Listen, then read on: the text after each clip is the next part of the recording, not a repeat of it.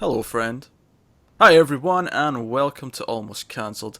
I'm Peter, and that's Connor, and we are going to talk about Mr. Robot Season 2, Episode 12.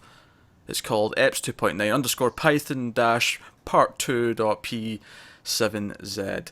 And this is, of course, the season finale of Mr. Robot. Well, the second part of the season finale, technically, but that's not split hairs. Full spoilers for the episode as follows. And my oh my, we have quite a bit to talk about. So, Oh, indeed we do. um, where to begin? Well, let's begin at the start. Let's begin with the opening scene, which replayed a scene from season one. But the scene from season one where Mr. Robot spoke to Tyrell, except this time we see it as Elliott speaking to Tyrell. Yeah. And I actually thought Malik did a really good job of emulating the way Christian Slater speaks. Yes, because it's odd, because even though they're the same person, they have distinct, like, identities. And let's say even the speaking mannerisms are different. You could tell it was Mr. Robot even though you couldn't see Mr. Robot. Yeah. And that's really good. That's really impressive. So that's first big points. But the scene continued past where we originally seen it. And we see them get out of the car and Tyrell runs out and tells Elliot about a poem that his father used to say to him. As things get very dramatic, there's a storm brewing over their heads, and it feels biblical almost the way these two are standing here, and he's like telling them this old poem. Aye, it does. They are the gods they wish to be. Yeah.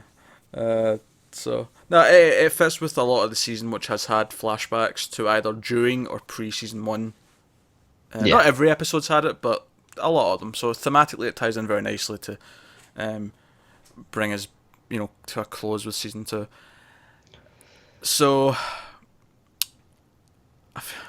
I feel like we could go through their plot line in sequence, but I almost feel like You want to tackle the big stuff? yeah, I almost feel like it's worth just tackling the result of it.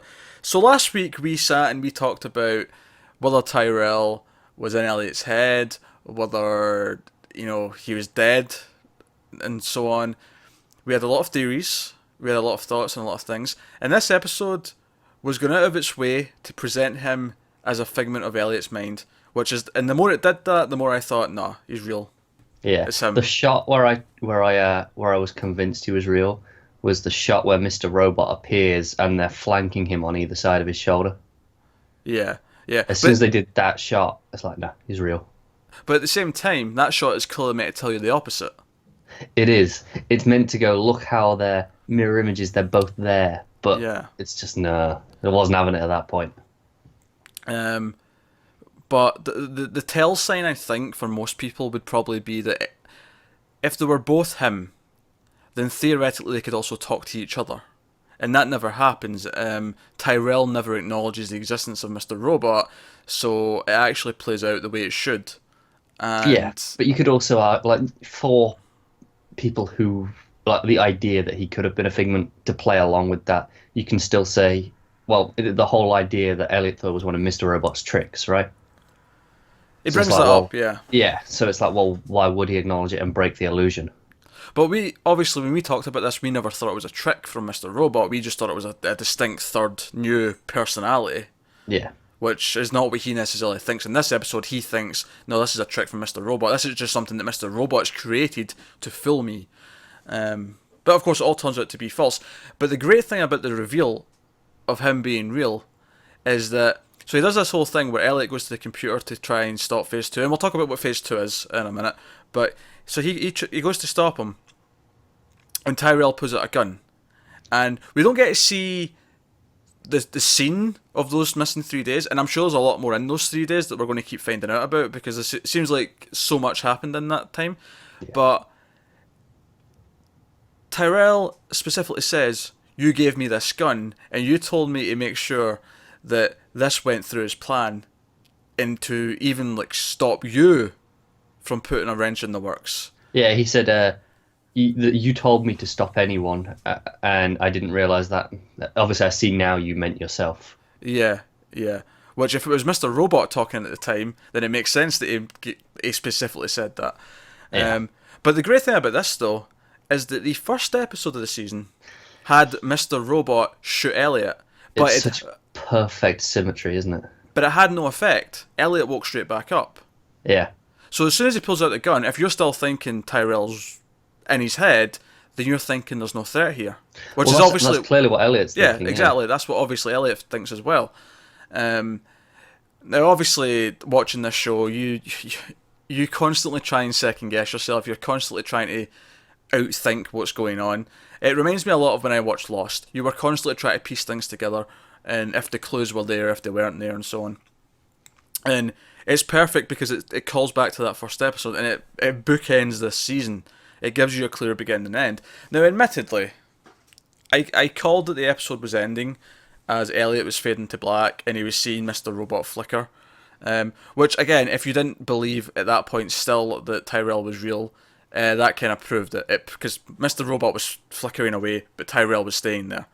Yeah. And that showed you beyond a shadow of a doubt that Tyrell is standing there. And even if for some reason you still didn't buy it, the very next scene, which we're not going to talk about just now. We're going to save that. I know. Because that's proper meat at the end here that we're going to get into. So, no, that scene was very well done. Called back to the start of the season. Great stuff. Great forward planning and all that. So to rewind a little bit and talk about Phase 2. So Phase 2 is actually a lot simpler than we had even considered, because we were going off on all sorts of tangents last week about science fiction and time travel and experiments, which... I'm still not sure that's not the case. Well, don't get me wrong. That doesn't necessarily mean that there is still not stuff to do with that. I still think the plant that White Rose has got a vested interest in, that is possibly the reason why Elliot and Angela are important, might have something there. Now, don't get me wrong. I'm not saying there's definitely going to be a science fiction twist at some point. I think that, and I almost expect more likely, that science fiction themes will be around, but without any actual science fiction things going on. Just kind of like how it's been hinting at it this season. But that's still, all that stuff we said, and the reason why we said all that is still kind of in play for later. It's just not Phase 2. Phase 2 is actually very simple. Phase 2 is the destruction of the paper backups of everything they destroyed in the hack to make sure they can't go back. So, a lot simpler. Yeah. Although the method of taking them out is actually basically a terrorist attack because it's a bomb.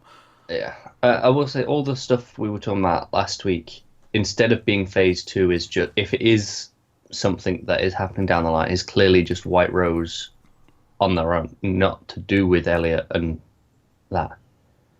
I think, like if it was time travel and White Rose has this fixation with time, and if that's to do with the plant, it's clearly just not Phase 2, but maybe it's nothing to do with Elliot at all. Maybe that's a personal thing on her end. I don't think that necessarily means it's got nothing to do with Elliot, because like we said, Elliot and Angela are important to her. Okay, maybe not as directly as, like, it's Elliot's plan. Oh, no, I agree with that, but it still has something to do with them, because they were affected by it, and the way she spoke to Angela last week makes me think she has a vested interest in Angela still being involved in this, and all that. But yeah, so that's Phase 2. So we'll leave Elliot. We'll come back to final scenes later when we see Angela. We'll go to the other stuff. So, obviously last week we didn't get to see Darlene.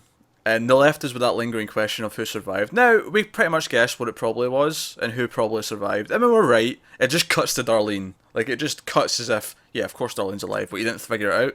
It's almost like he's taunting us. Sam Esmail's taunting us, Like, it is. Of course she's alive. Why were you even speculating? Was the impression I got. And Dom sets her sights on her. And much like the Elliott and Tyrell story, I think we need to skip to the conclusion of this story, because it all sort of builds to the ending. It does. It really does. It's one of the two big scenes of the episode. Yeah. And so she does talk to her, and she does, shows the video camera and says, we've got this evidence, you should start talking to us, and it's just a kind of a stalemate because Darlene's not. She's just playing the fifth. Yeah, she's trying to. She's been told that that's not going to work very well, but well, she's not saying anything. All she's doing is attempting to. Yeah, she's stalling. She's stalling and just going round in circles. But But of course, the first thing that leads to something interesting is the conversation between Dom and the FBI guy. Because the FBI guy, well, they're talking about doing something with Darlene. We see what that is in a minute, at least the first part of it. But the FBI guy says, we've been planning this for 3 months. And I want to point that line out, because I think that line's very important. Because that line implies to me there's a definite plan in place. And there's more to it than just them knowing more information than we were currently aware of. Yeah, very much so. It means there's more to this, and they've got something that they have in the works that we may see them try next season. We hear her say, obviously, they're waiting. I think they're waiting for something very specific that we just don't know yet. Yeah, we don't know what the trigger is for them to swoop in. So we get a fantastic scene of Darlene being escorted to this room where the FBI are working, and there's a great song playing about a moth going to a flame. Some really good song choice in this, actually. Yeah, there's one where Elliott's at the start. Yeah, the opening choice after the title. Yeah, is also a good choice. But so it's all slow motion. Is all everyone in the FBI is looking at her, and you get the gravity of the situation because this is their like biggest lead to the 5-9 hack, which is, as Dom says, we're both a part of one of the biggest events in like human history right now. Yeah. So it gives the gravity of that situation that everyone in the FBI is like staring at her as she walks past, and they go to a room, and they're staring at. You can pretty much guess what they're staring at. They're staring at a crime board. You sort of get that idea right away, but you don't get to see it yet.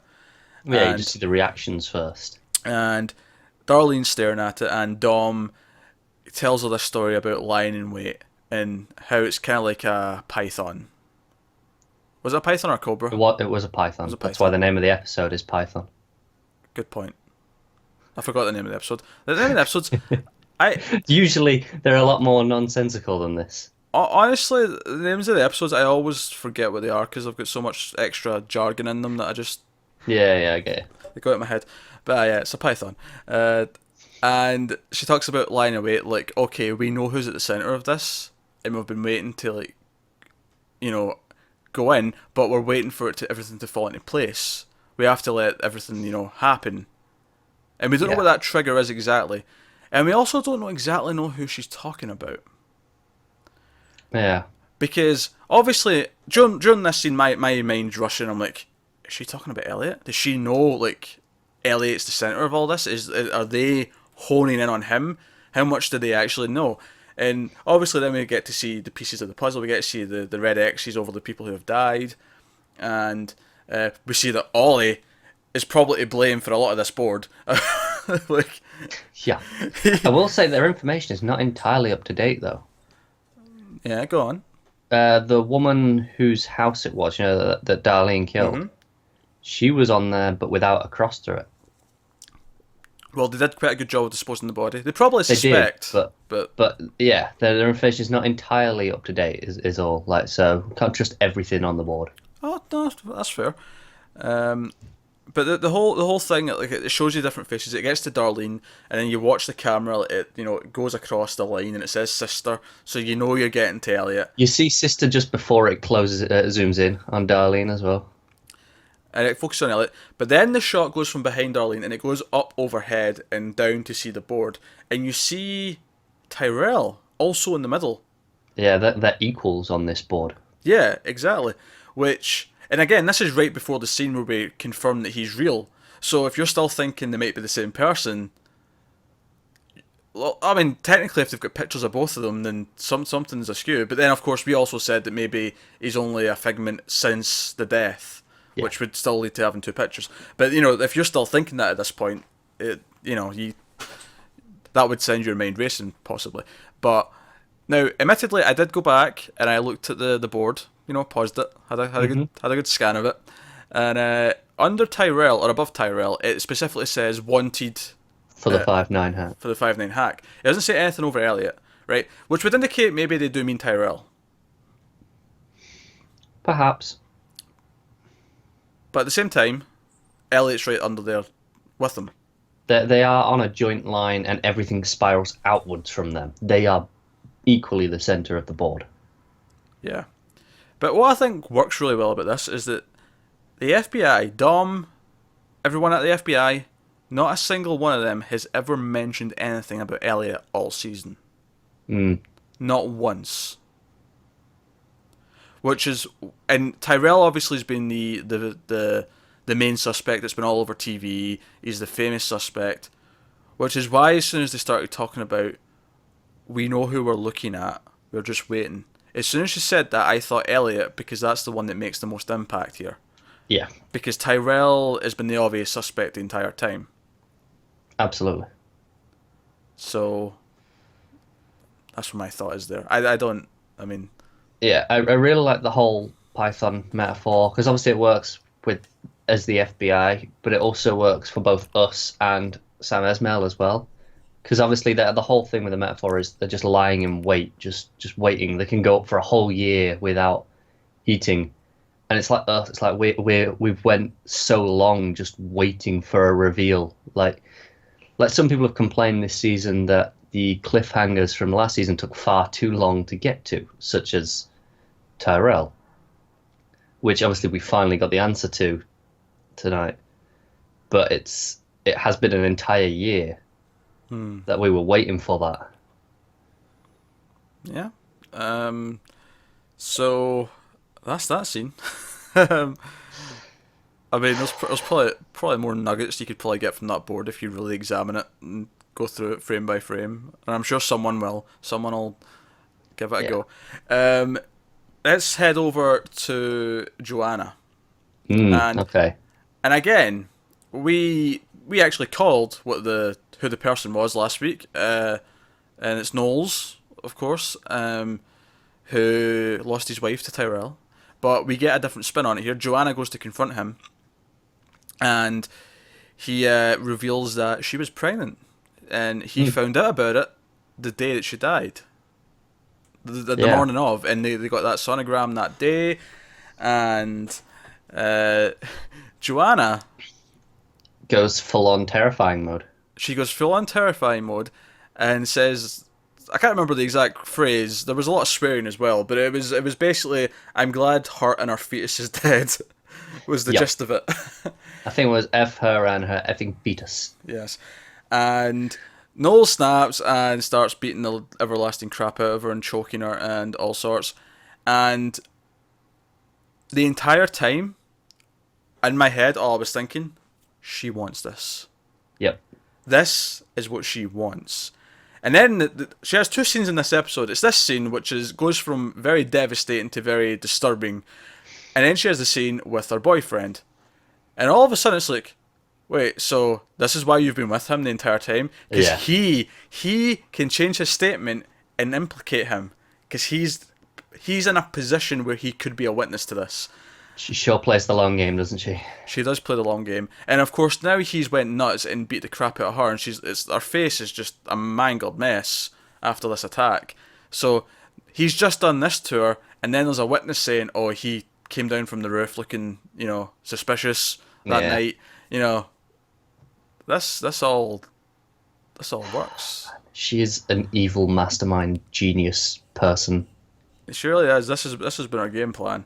Actually, I almost wonder how long she's known it was him, because in the last episode, she got the picture of the sonogram, and she said it was the best gift she'd gotten. Yeah. And I'm wondering if that's because that told her who it was, or she realised this was how she can get him to snap. I think it was that. Yeah. I think she didn't know that she was pregnant until then. And that's when she put the final pieces together. She was like, right, I've got him.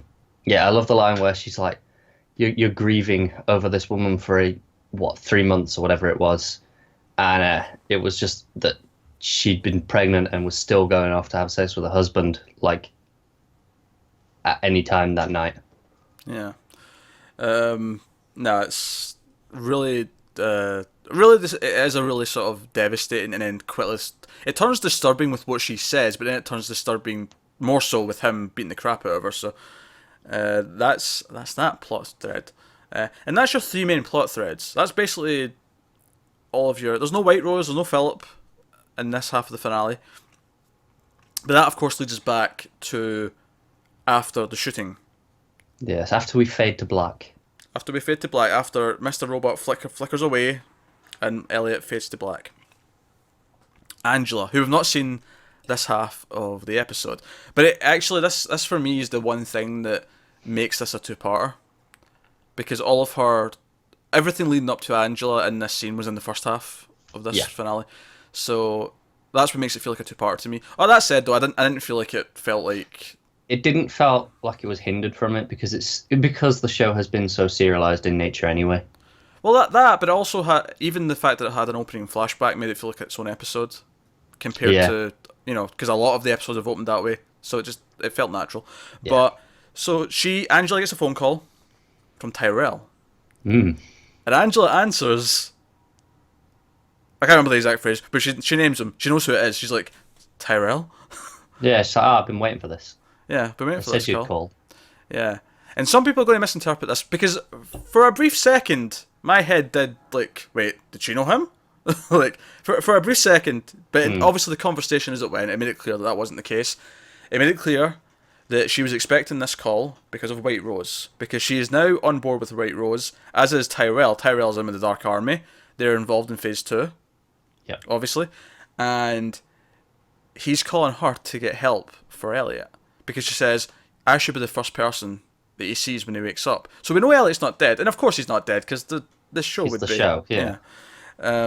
But the interesting part of the scene for me, obviously, it's interesting that Angela is this deep in that, come season 3, she's going to be like working with Tyrell and Elliot. Like it also makes my mind tick a little bit on the time travel stuff again. Did White Rose know that this exact thing was going to happen? I mean, surely she could just deduce that this was a possibility and she had Angela there as a backup. But Angela seemed to think it was an absolute certainty that she was going to get this call. She's like, I've been waiting for this. I knew that they told me you'd call. All right, yeah, well, I took that as, like, this was a few hours later and White Rose had told her in that time that Tyrell was going to call. Oh, okay. See, I thought maybe White Rose had told her and given her all this information in the meeting. Oh no! I took it as they've been in contact like since the shooting, and Tyrell's been in contact with White Rose, and it's been set up. Now it could be more science fiction than that, but that's how I took it. I took it as more of a normal thing. Fair enough. I took it as like maybe not at this exact time, but maybe like White Rose had told her in that meeting, this might happen. Like Elliot might react in this way, and this might have to happen, and then you will be needed. Yeah, but Angela sounds so sure of what just happened, though. She says, "You did what you had to do."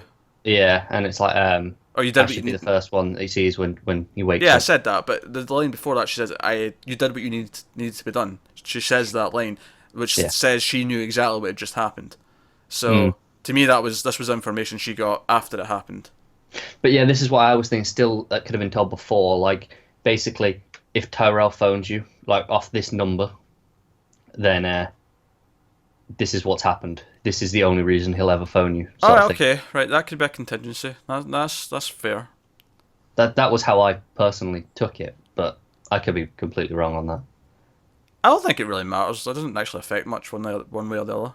Not unless it is the time travel route.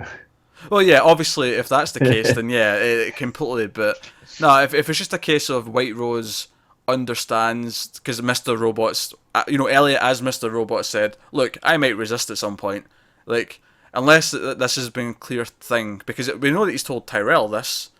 Yeah, to stop. A backup plan for Tyrell, and I feel like White Rose knows more than Tyrell does. Yeah, possibly. But yeah, but actually the highlight of the scene for me though is Tyrell saying that he loves Elliot. And then Angela says, of course, I love him too. Because I'm like, that must have been 3 epic days. Like, those 3 days, they must have been holding hands, running down a beach, all sorts of shenanigans must have been going on. Yes, true. I don't know. I just I feel like I feel like it adds a lot of depth to Tyrell's character for me. Because even though he always felt like he was connected to Elliot before, it's just this idea that he loves him. Like they've got like he's at that point.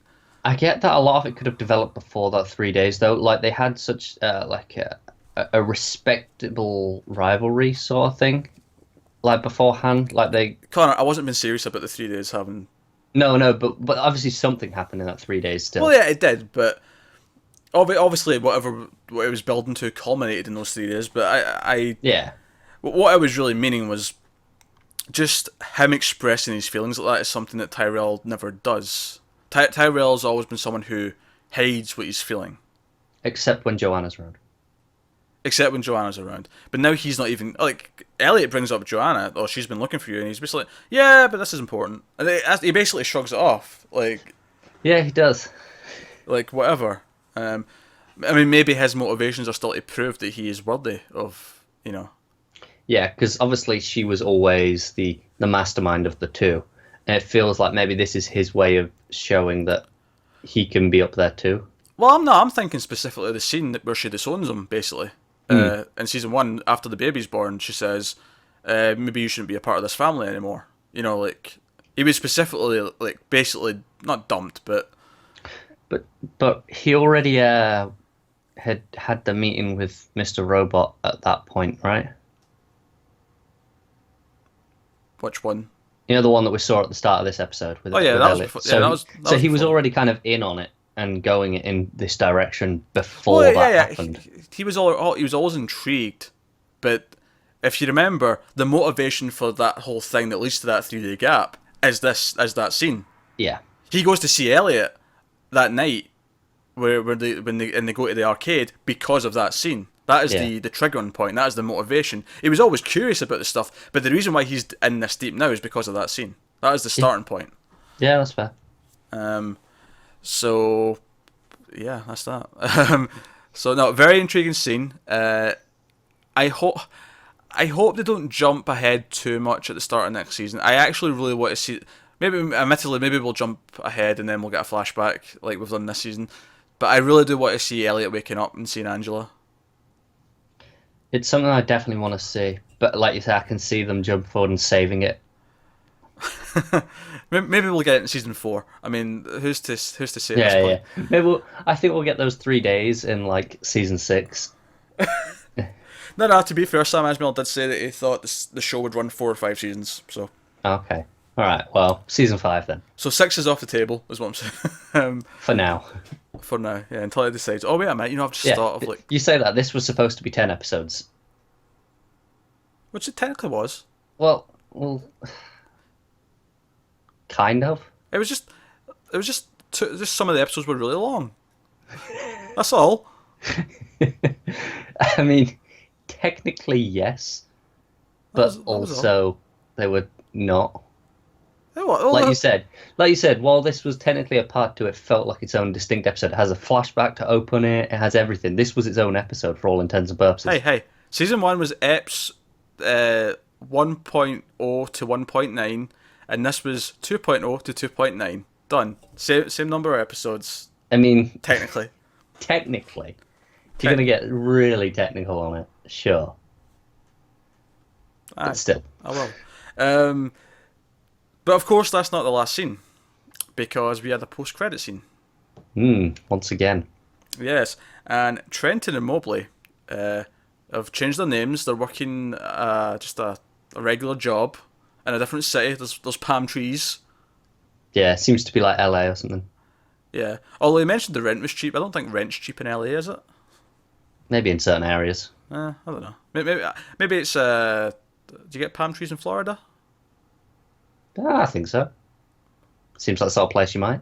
Yeah, it does. So maybe Florida. Florida's more of a dump than LA, from my understanding. True.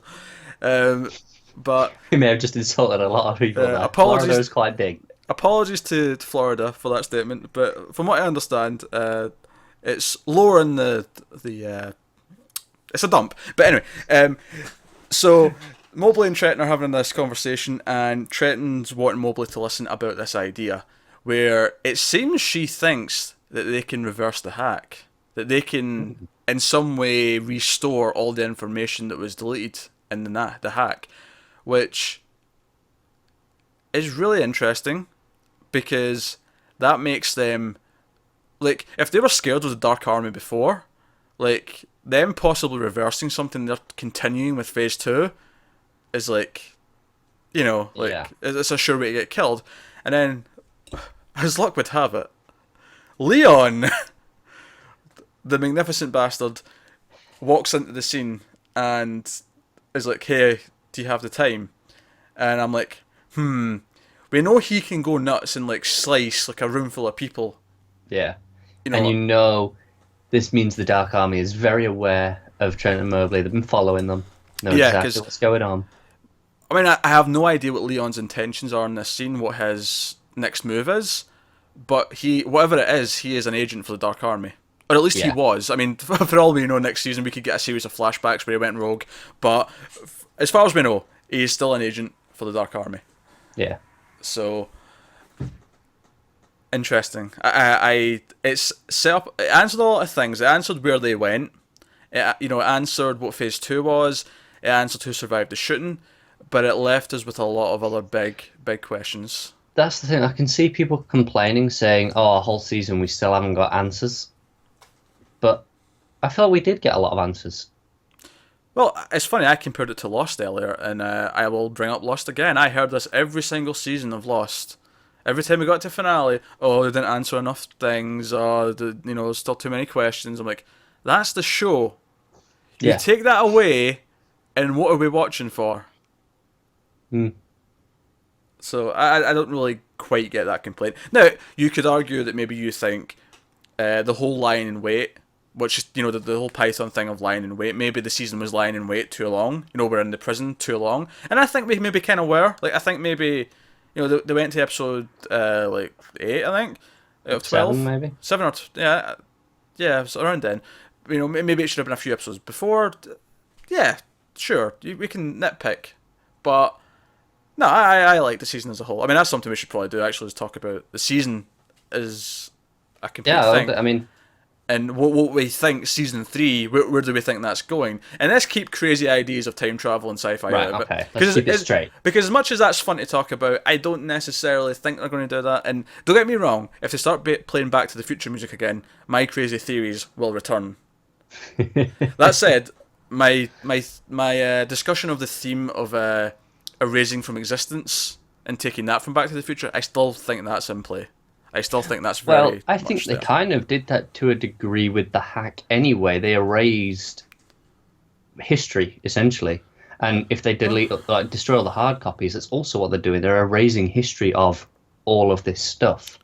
That's very true. And by proxy, they're deleting their own history. We see Elliott do it all the time in season 1, where he wipes his web presence, all that stuff. He has no online history. But like Marty McFly, they'll always fight to stay alive. They'll always fight to keep it. Exactly. I still think it'll play out more throughout the entire show with Elliott himself. Yeah, I'm saying that idea has been explored to a degree. But and much like Finding a Way, now Trent and Mobley maybe have a way to reinstore all that data. They have a way to save the history and save the thing from being wiped from existence. But so season 3. Or actually, season 2 first. What was it as a whole? Season 2. I think when we look back on this show as a whole, right, and we look back at season 2 and what season 2's purpose was, it does feel like a transitional season. That is the exact word I was going for there. Because I feel like it's setting up a lot of really different things for season 3, and as a result, I feel like maybe that's why some people will feel unfulfilled with this season. Because season 1, I think, in and of itself, was more of a complete story. Because it was we're doing this hack, we're all building to this hack. Hack is done in the last episode. And sure, in the last episode, they opened up a lot of questions. They asked a lot of questions, but for the most part, it did have a beginning, middle, and end. Whereas this season, it was playing with a lot of strings and a lot of threads. It was kind of like it was 2 acts instead of 3, because there's 2 distinct parts to the season. There's the prison and post-prison. Yes. And obviously, we never get... the whole thing feels like it's meant to be building to phase 2, right? That's what Act 3 is. But we never actually quite get to it. We stop just before. Yeah, so, I mean, presumably phase 2 might happen even before the next episode. We might come back in and, like, Elliot will Tyrell's executed or whatever, yeah. Yeah, Elliot will wake up and it'll be like, oh. But, I mean, the crazy theories about what's going on at that plant and why Angela's so important and all that and what White Rose is really up to in the grand scheme of things. You know, the reason why I think that's so mysterious now is because she did convince Angela. In one conversation that we haven't seen all of, she managed to make her into like a true believer. 28 minutes, that's it. Yeah. And she is now like an agent of the Dark Army. She's an agent for White Rose. And like, what could she have said to her? And that's obviously one of the big things we're going to be exploring next season. It has to be. It actually intrigues me as to if she convinces a lot of people that way. Like, take Leon, for example. Why is he with the Dark Army? Like, because what's his, like, motivation for that? Obviously, we don't really know much about him, but did White Rose ever sit him? Maybe he got less time. Maybe he got 2 minutes. Maybe, yeah. But does she a certain amount of time to... Well, she even says that 28 minutes is longer than she would ever normally give someone. Yeah. So, I feel like Angela got much more time than anyone else did. Definitely. But Angela believes in this goal. Whatever White Rose is planning, whatever her ultimate endgame is, Angela believes in it, and she thinks it's important. She's all in. The real question is, does she know what the true goal is, or just what White Rose wants her to think it is? Honestly, I feel like that's something that once we know what Angela knows, I can give you an answer to that. Right now, I think it's more interesting to assume that White Rose has actually just been honest with her. It feels like something White Rose would do as well. Yeah, because she thinks she's important. Yeah. I'm assuming the reason the Dark Army is so invested in the hack in Phase 2 is so they can clear the records of their involvement in the plan. Do you think that's it, or if there's anything more? Because they don't have this, like, F Society had this, like, social cause, right? Yeah. And the Dark Army were never in it for that. Yeah, there's definitely an ulterior motive there, and it could just be to erase their tracks, but I don't know. It feels like it's extreme just for something like that. I feel like it's more to do with they think Elliot's important, and they're following Elliot's plan. So yeah. It's almost like whatever Mr. Robot's got planned, like. But then it begs the question: what did Elliot / Mr. Robot do to convince them that this plan was worth investing? Even if White Rose thinks Elliot is special, what made them invest in this plan? Because it's pretty severe, and paints them as a target. Especially White Rose, who has an alter ego as a high-ranking government official. I'm going to say something here that having this conversation has made me believe is true. Go on. At some point, Elliot was in a room with White Rose the same way Angela was. Okay, but you think it went differently?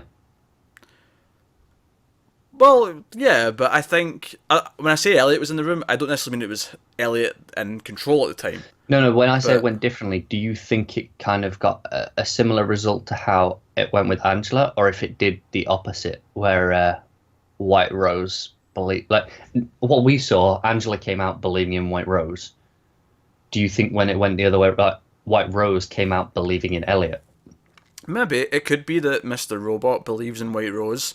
Although the way he talks about the Dark Army and White Rose doesn't necessarily sound like it's very contemptuous, isn't it? Yeah. Which again brings me back to, did Elliot have a third personality that we spoke about when he talked to Angela, and Angela was like, that first time I found you like that, and I found you at the museum, who were you talking to? Was it your dad then? And he's like, I don't know. Like that. Yeah, that's still not ruled out. Yeah, that opens that door for a third personality at some time who may have started the Dark Army, for all we know. I don't know. Yeah. Oh, so many questions. So many questions, so many things to possibly explore next season. Obviously, the FBI and Dom aren't going anywhere. They're going to be a big part of it. Darlene's in custody, and she's not going to be out of custody unless they wanted to use her as bait or something. I don't know. I can see them doing that. Yeah. Like that's the whole wait. They're waiting, and taking Darlene off the table, so to speak, makes it. That's kind of forcing their hand, isn't it? It's forcing Elliott and Dark Army Tyrell to play their hand. But I almost wonder if, like, because Elliot doesn't know this yet. Elliot does not know that Darlene's in custody or what happened to Cisco. Right, this is all unknown to him. When he finds out, does he make a play? Does he say, "Look, we ain't doing a goddamn thing until I hack into the FBI and we get my sister out"? Like, see, that's what my mind jumps to that he'll do, which is why I can see the FBI letting her go, because why would they, if they're waiting for something, why would they want to trigger Elliot, so to speak? Why do they want to give him an excuse to come for them and find out what they know? Yeah. I think one thing we'll hope for, and we're probably going to get next season after this season, is a lot more Tyrell next year, because Tyrell was missing like all season. Yeah. So I will say I like that the FBI had the common sense to keep everything to paper. And like they know Elliot's involved. They know it's a hack. Let's not put anything digital. Yeah, they made that choice at some point, which is particularly interesting. So obviously Elliot hacks into the FBI earlier and finds stuff out. Anything that he's found is something they've wanted to, or they've been okay with him being with him finding.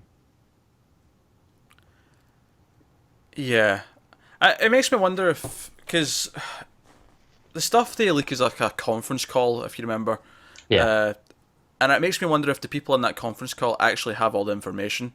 Like, Dom and the people she's working with are the ones actually doing the investigation. Like, they're the ones that have lately made this call not to put this on computers and stuff. Yeah. So I don't necessarily think it's an FBI-wide thing where... But there is a massive amount of agents on this case. There was like, what was it, a few thousands? Well, yeah, but they're not all in those rooms with Dom and actually working this stuff out. They'll be doing stuff that they're just doing part of the puzzle somewhere, Yeah. So I don't know. But no, you're right. That is actually a really smart move. I didn't even think of that, but you're right.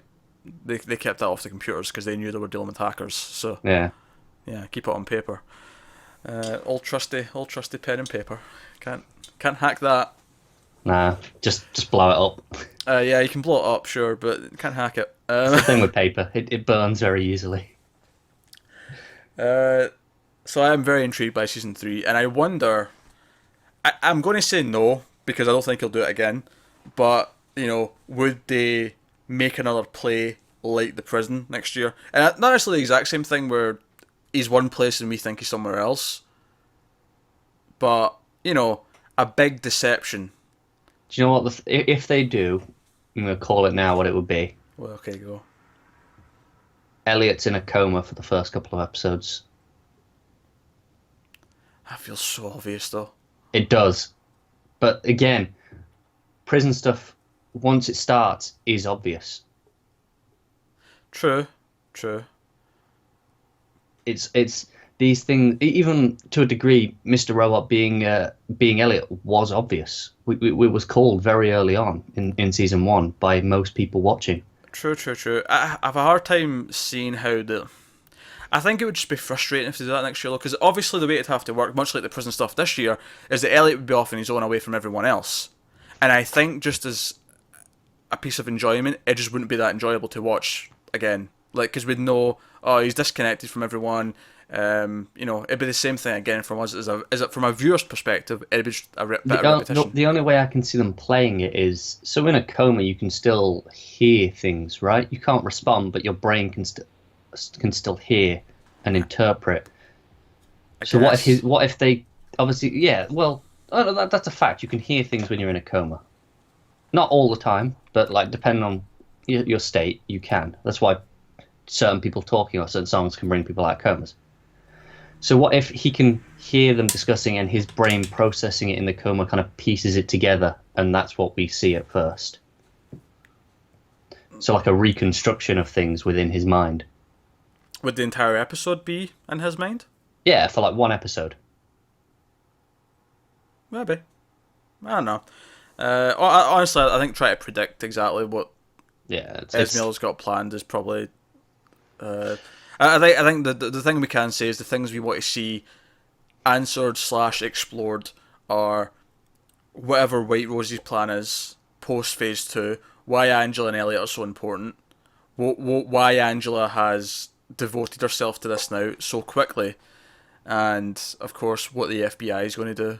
And aye, and I'm sure we will get answers. Maybe not to all of those in season 3. Maybe some of them will have to wait a bit more. well, aye.